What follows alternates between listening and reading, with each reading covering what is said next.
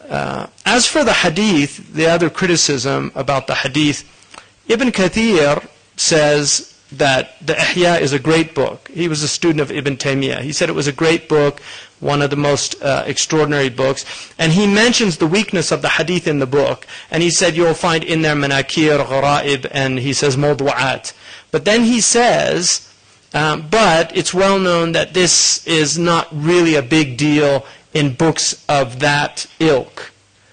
In other words, books of tarbiyah, that aren't books of the ahkam, so to speak, like books of fiqh, the ulama are much easier. In the same way they're much easier in seerah. Seerah is the weakest form of knowledge in the Islamic tradition. There are many stories in the seerah that some of them don't even have isnad, but they're still told because they engender love in the heart for the Prophet ﷺ, and because they fill in the gaps of the seerah, and they are there, and they were transmitted, and they don't go against anything in the religion. So if a hadith goes against the religion, then clearly it's rejected. But if it's weak, and it's, I've likened it to a D or a C.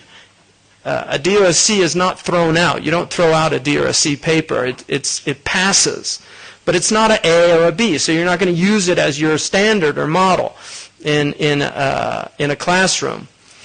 So Sahih al-Bukhari is A and A+, and Sahih Muslim A and A+, and maybe some A minuses. And then you get into the other hadiths, and you get A's and B's, and then B's and C's, and then you start getting into really weak collections. And a lot of the books of Raghaib or Fada'il, which are the books enticing people to do good deeds and actions, have weak hadiths in them, and that's part of the tradition. So that was not, in the early period, that was not a big deal to a lot of people. And I mentioned also the other day that ulama have said that they were also working with a different set of hadiths. A lot of the hadiths were destroyed. Only recently some completely unknown hadiths that were in the Musnad were discovered in Egypt that aren't even in any of the printed editions of the Musnad of Imam Ahmad. There was some hadiths from the Musannaf Abdul Razak that were discovered in Yemen about 10 years ago that weren't in the Musannaf that's printed, or the Musannafat. A lot of hadith work is still there to be done.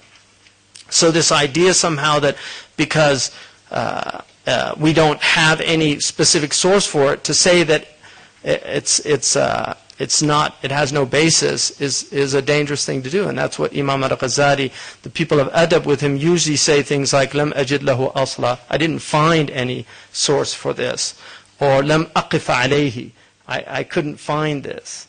But to say la asla lahu is a very difficult thing to do, because it means you know every single hadith.